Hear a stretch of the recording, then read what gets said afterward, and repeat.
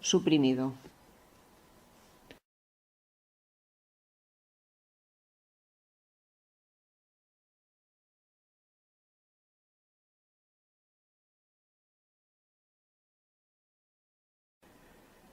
Pienso día y noche cómo poder hacerlo para ayudaros en contra de los dominantes, que apuestan por mantener el cáncer como una enfermedad mortal, sin excepción.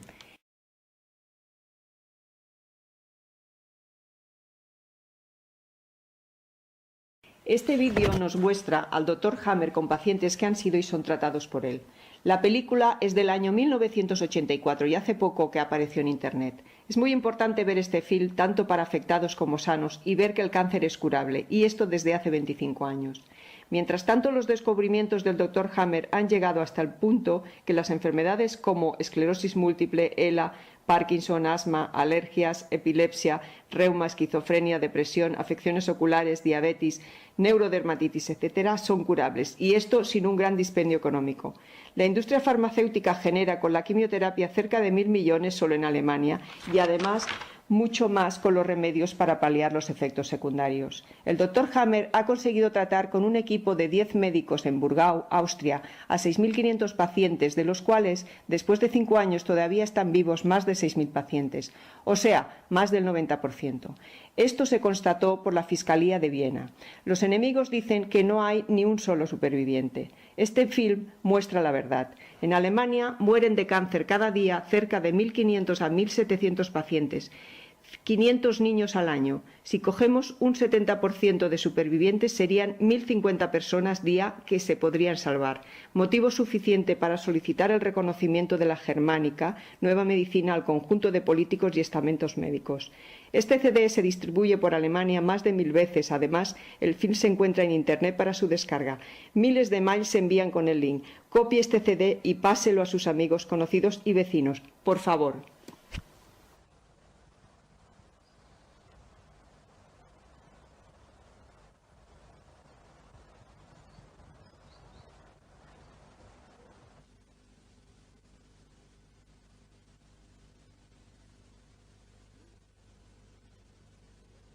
El síndrome Dirkhammer supone el encuentro de 3 factores presentes. Primero, tiene que ser una experiencia conflictiva muy grave. Segundo, tiene que haberse iniciado dramáticamente y el paciente tiene que haber estado durante esa situación aislado, o sea, no lo ha podido comunicar. Si estos 3 factores se encuentran a la vez, lo llamamos síndrome de Dirkhammer, DHS. De esta forma se genera un cáncer. Pero usted estuvo enfermo de cáncer, ¿no? ¿Cómo fue eso? Eso fue terrible. Uno no sabe si va a sobrevivir más de 3 meses. Los demás que no sufren esto no se lo pueden ni imaginar. ¿Usted como médico lo vivió como cualquier persona normal? Yo estaba entonces perturbado por la muerte de mi hijo y pensaba frecuentemente que podría haber muerto yo en vez de él.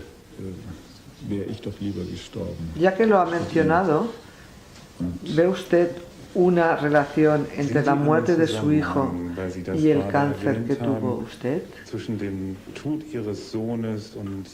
No solo veo una relación, sino que lo he demostrado con exactitud en más de 600 casos investigados. Ahí hay una relación exacta, y ahí se extrañan mis colegas cuando digo que es una norma general. Pero esto es en cada caso si el diagnóstico histológico es correcto. Y está claro que hay una relación. ¿Entre la muerte de su hijo y su cáncer hay una relación?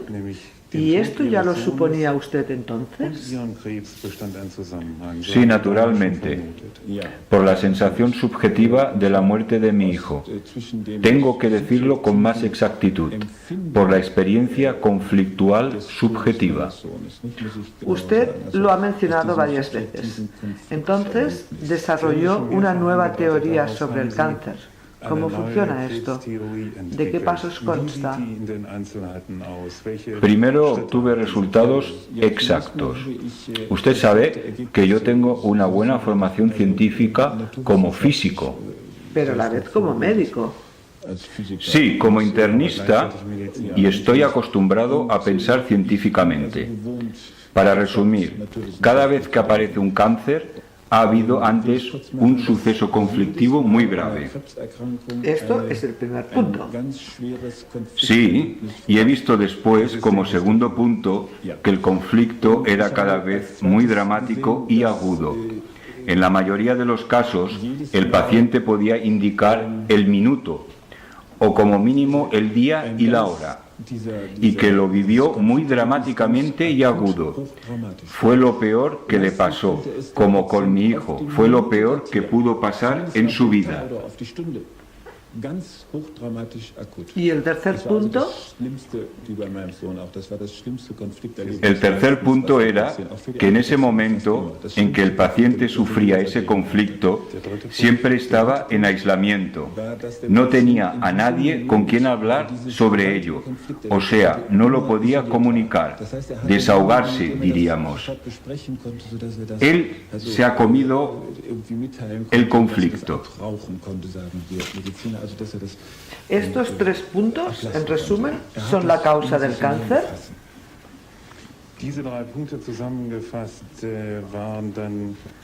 De cada cáncer. La ley férrea del cáncer significa lo siguiente: si un cáncer se ha producido por un DHS, entonces ha sucedido en la práctica un error en el cerebro, una especie de cortocircuito duradero. El cáncer se desarrolla cuando este conflicto se mantiene. El paciente nota el cáncer en general después de un determinado tiempo, cuando se ha hecho suficientemente grande. Este espacio de tiempo lo llamamos tiempo de manifestación, que es diferente para cada tipo de cáncer. El contenido del conflicto determina la localización del cáncer. Esto quiere decir que el cáncer se localiza en el lugar correspondiente según sea el contenido del conflicto. El desarrollo del conflicto se corresponde exactamente al desarrollo del cáncer. Si el desarrollo del conflicto es dramático, el crecimiento del cáncer será dramático. Si el desarrollo del conflicto no es dramático, incluso si se para, también se para el cáncer. Esto quiere decir que si el conflicto se para, el cáncer también se para. Esto a la vez nos permite ahora intervenir terapéuticamente, porque si se para el conflicto, también se para el cáncer. Buenos días, señor Glasser. Buenos días. Buenos días. Bueno, ¿cómo va todo? ¿Bien? ¿Superado? Muy bien, todo muy bien. ¿Reconocéis a vuestro padre ahora otra vez? Bueno, señor Glasser, ¿qué le dijeron sobre cuánto tiempo le quedaba de vida cuando vino aquí? Oh Dios, a lo mejor 4 o 5 días. ¿Cuánto rato podía caminar? Mis hijos me tenían que aguantar los dos. ¿Y ahora? Yo ahora estoy otra vez... Yo ayer me alegré de cómo lo ha hecho esto usted. Toda la familia le apoya. Lo encuentro sencillamente fantástico. Así debe ser. Así se imagina uno una buena familia. ¿Cuánto ha aumentado de peso en total? Anteayer aumenté el peso 1/4 de kilo y hoy otra vez otro tanto. ¿Reconocéis ahora otra vez a vuestro padre? ¿Está como transformado? No. Sí, esto seguirá, aumentando peso. Tengo que seguir con mi tratamiento hasta estar listo y poder volver a mi casa. Sí, sí.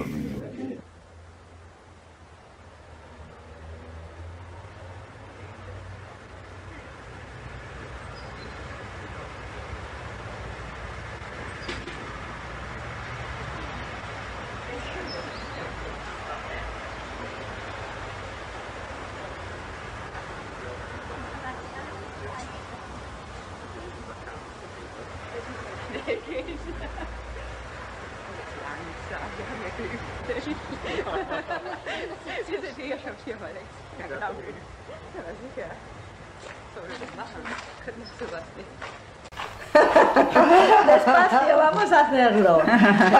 No se puede imaginar. Bueno, nos paramos aquí. Bueno, Bueno, señora Mecrier, usted tiene una gran odisea tras usted. ya se puede decir así. En mi caso, Ha visitado muchísimos médicos. ¿Cómo fue eso entonces? Tuvo que vender su casa, ¿no? sí, tuvimos que utilizar los ahorros de toda nuestra vida, vender nuestra finca. Y todo y más. Y hemos hecho de todo. Hemos estado en Washington, en Austria, en Suiza, en Baviera del Norte, con oncólogos conocidos. Y no me ayudaron, no. Y entonces llegó a mí a través de... Sí, a través de un anuncio del periódico que me dio mi vecina. Supe de usted. Yo quería en realidad ya morir en paz, porque me enviaron a casa y me dijeron ahí ya no se puede hacer nada más. Lo terrible para usted fue que cuando ya no tenía más dinero le dijeron, vuelva otra vez cuando lo tenga. Sí, cuando ya no teníamos dinero, fui despedida. Sí, Y yo siento que es tan terrible que te abandonen completamente y te sientes así también. ¿y cómo empezó entonces todo? Como de repente, a partir de cuando se empezó a encontrar mejor. Cuando vine aquí, mi marido me tenía que coger y sacar del coche. No podía casi atravesar la calle, no podía casi respirar. Ayer estuvo conduciendo en bicicleta. Sí, cuando me vio, mi marido cuando tuve que venir a visitarme por primera vez el domingo, dijo, pero si ya no te conozco. Sí, está totalmente normal. Hay que reaprender a sentirse normal, otra vez. Estaba de tal forma entumecida y encogida, atemorizada. Sí. Siento que hay que conseguir un avance para que la medicina no sea solo una relación con el dinero. Encuentro tan repugnante que habitualmente cuando una persona está enferma se le exprima doblemente, se le someta a una tenaza y que se le extraiga hasta la última gota. Esto lo encuentro tan traidor. Cuando uno enferma de cáncer, se ve abandonado por todos de repente, menos por unas pocas personas que todavía te apoyan.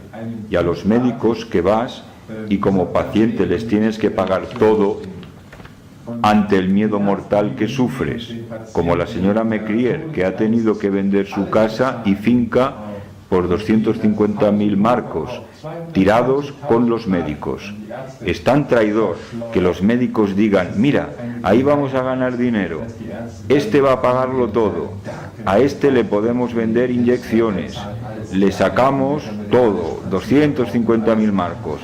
Esto es una vergüenza, esto se tiene que acabar, el paciente tiene que protestar, tiene que decir, esto no lo quiero para mí, prefiero ayudarme de otra forma. Y estos médicos que pertenecen a esta comunidad hay que convencerles de que no acepten ni un céntimo. Y esto debería ser así. Un paciente no debe llegar en una situación urgente a verse tan oprimido, a verse exprimido. Y encuentro totalmente inhumano que un paciente que está en una situación delicada se le exprima el doble. Esto contradice mis convicciones como médico. ¿Y cómo fue entonces lo de usted? Con usted fue también que a partir de ese momento tuvo un retroceso, ¿no? Sí, digamos que usted me ayudó a encontrar los conflictos. Sí, estos los hemos encontrado. Y desde ese momento estuve liberada. La situación era que estaba muy afectada, además tenía depresión. Sí, usted tenía dos conflictos. Uno que aunque no lo hemos solucionado totalmente en la realidad, usted sabe ya de qué va. Usted sabe cuál es el camino. Esto ya la tranquiliza. De esta forma el conflicto está desactivado. Y el segundo, el conflicto de miedo a la muerte cuando le dijeron que tenía cáncer. Por eso los anillos redondos del pulmón. Estos están en retroceso. Sí, exacto. O sea que usted ya no tiene más miedo, ¿verdad? Ya no tiene miedo, ¿verdad? No, no tengo sencillamente. Sencillamente solo hay que creer en usted. Si lo digo convencida, no le puede pasar a una nada más. Es un milagro con sistema. He llamado a mis hijos y les he dicho que ahora puedo nadar, ir en bicicleta, y mi hija dijo: No se lo creía. oh, pero si tú estás enferma, sí, pero en eso ya ni pensaba. En mi voz escuchó lo bien que me iba.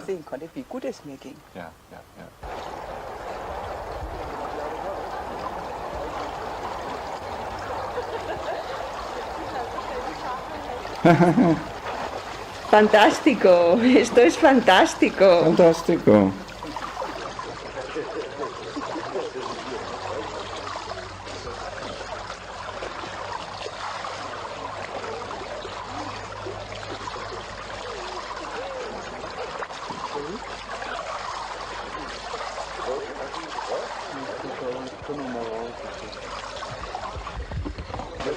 Jetzt kommt er dann mal an den Rand.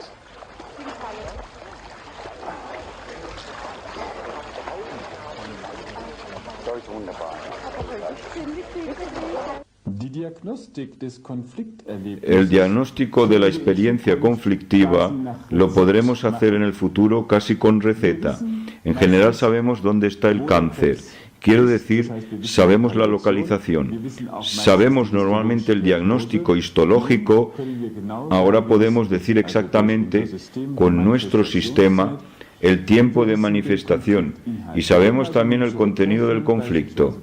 O sea que podemos calcular retrospectivamente, por ejemplo, en el caso del cuello del útero, cuando ha sangrado por primera vez en la mujer, calcular 12 meses hacia atrás, entonces en ese momento, 12 meses antes, debe haber sufrido una grave situación conflictiva y esta experiencia conflictiva debe haber sido de tipo sexual. Entonces existen las llamadas metástasis a distancia, que según nuestro sistema no existen, sino cuando el paciente le dicen tú tienes cáncer, entonces sufre un nuevo y grave conflicto en muchos o muchísimos casos. Y este gravísimo suceso conflictivo lleva nuevamente a otro cáncer, por ejemplo en el pulmón o en los huesos. Y esto lo denominan los médicos como una metástasis. Yo esto lo denomino como un nuevo cáncer que se ha producido por un nuevo y gravísimo conflicto. Y este conflicto se mantiene durante todo el tiempo hasta que se reconoce este nuevo cáncer.